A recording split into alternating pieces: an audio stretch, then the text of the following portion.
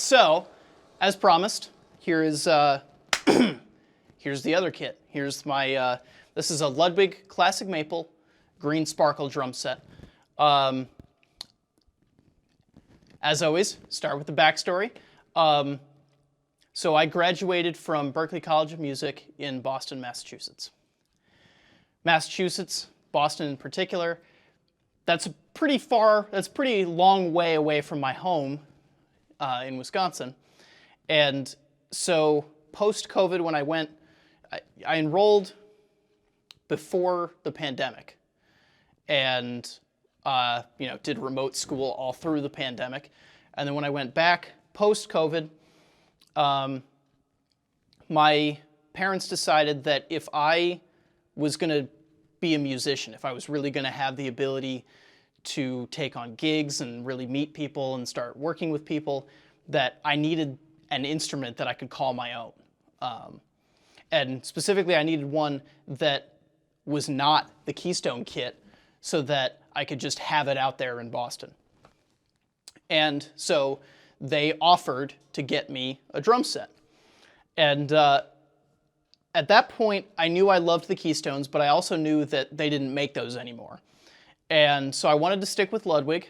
The Classic Maple snare drum, the 14 by 6.5 Classic Maple snare drum that's on the Keystone kit, I was curious to see what that would sound like as a full kit, because I knew Ludwig's catalog enough to know that they made Classic Maple drum sets. And I also knew that I really liked that snare drum.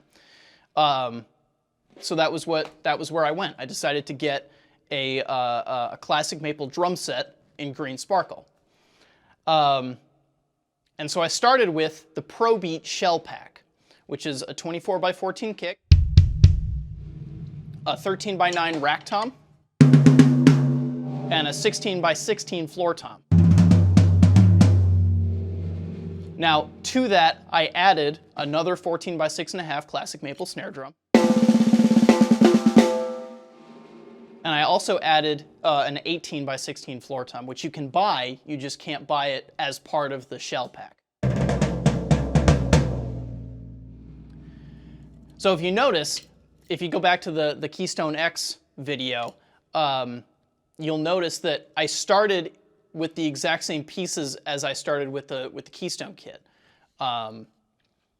because I still remember how much that kit was useful to me, and so I didn't see any reason to start out any differently.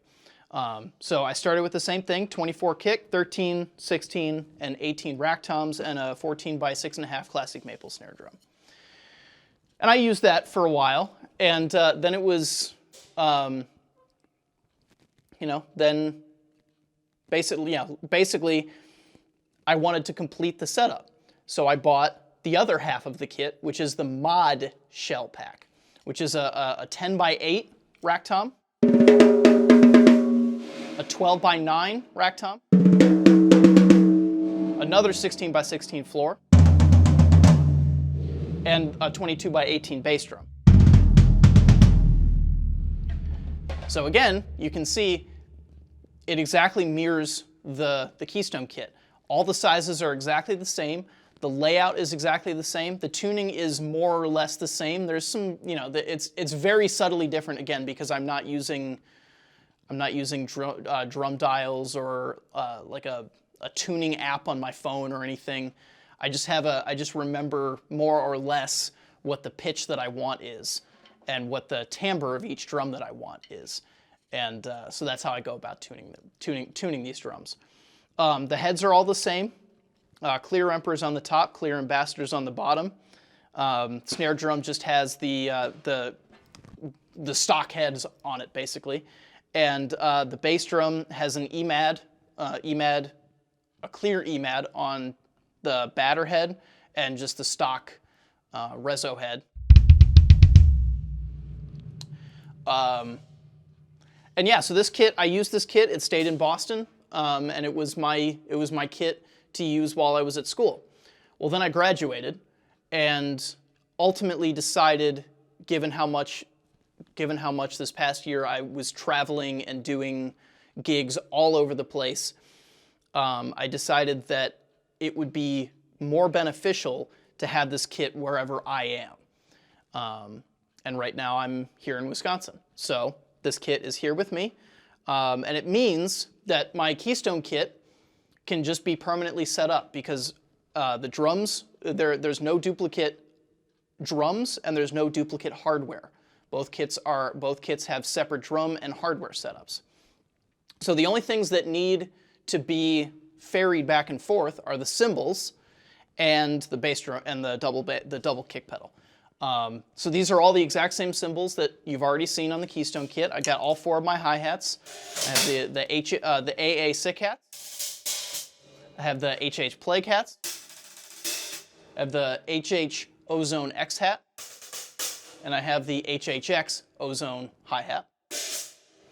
I've got the HH Custom Crash. The HH Garage Ride.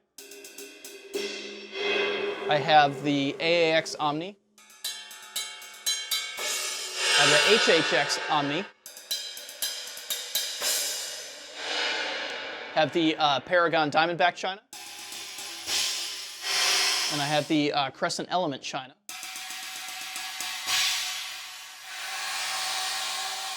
And then I have both of my Paragon Chinas. I have the 19 and the 22.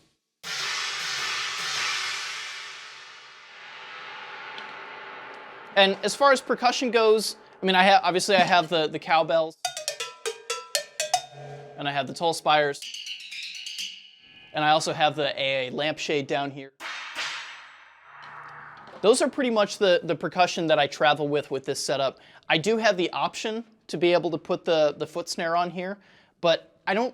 The only band I use that sound in is Herd of Bison, and Herd of Bison hasn't played a huge number of shows yet, so I don't know. I rarely travel with that. So far that's been more of a studio thing. So that's this kit. It sounds just like the Keystones. It sounds amazing. I love the depth of tonality. I love I just love the sound. So the classic maples are 7-ply. They're 7-ply maple construction, 45-degree bearing edge. But instead of being in the middle of the material of the shell, it's about a 1/16 of an inch in from the outside, and that allows for as much sustain and attack as you possibly can. So these tend to be brighter and have a little bit more sustain than the Keystones. The Keystones are a little bit darker and a little bit, they have a little bit less wood on mylar smack to them. But both kits sound amazing, and I've played both kits live. They both play really well live, and I've also used them both in the studio, and they both track really, really well. So I would definitely not trade one kit over the other,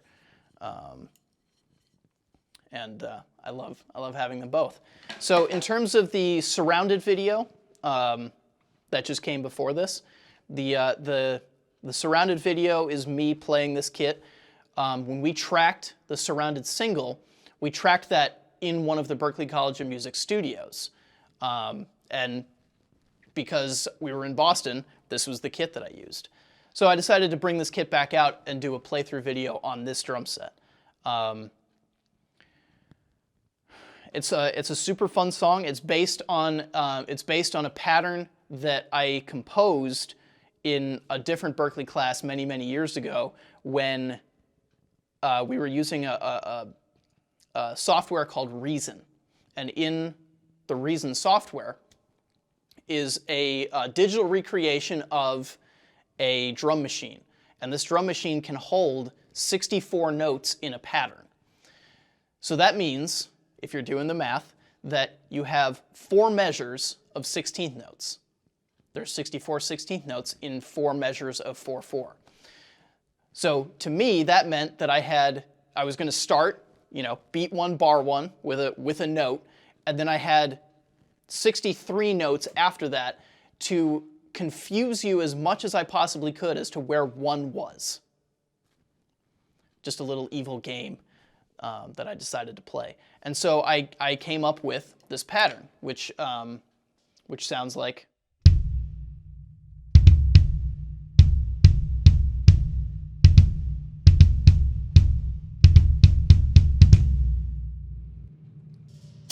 If I was to play that, if I was to play that up here, or if actually I'll play the quarter note on the X hat and the pattern on the bass drum.